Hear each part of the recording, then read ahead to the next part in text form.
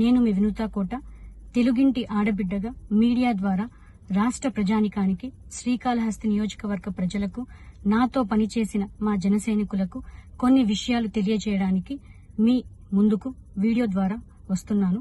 మనసు నిండా పుట్టెడు బాధతో మీ ముందుకొచ్చాను. మేము చేయని తప్పుకి మేము జైలుకు వెళ్లినందుకు కూడా నాకు బాధ లేదు, కానీ మేము చంపాము అని మీడియా ఛానల్లో ప్రచారం చేయడం నాకు చాలా చాలా చాలా బాధ వేసింది.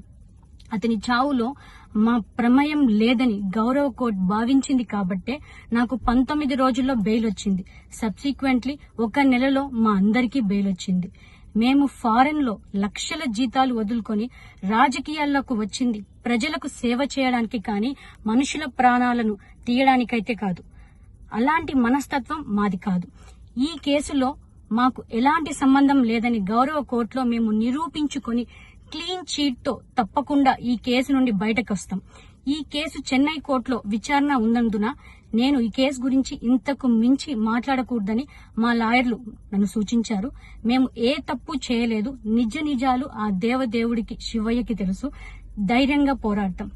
నేను జనసేన పార్టీ అధినేత శ్రీ పవన్ కళ్యాణ్ గారిని కలవడానికి ట్రై చేస్తున్నాను కాబట్టి ఇన్ని రోజులు మీడియా ముందుకు రాలేదు. మేము ప్రస్తుతం చెన్నైలో ఉన్నాము. త్వరలో నా పైన జరిగిన కుట్రకు సంబంధించిన వీడియోలతో, ఆధారాలతో మీడియా ముందుకు వస్తానని తెలియజేస్తున్నాను.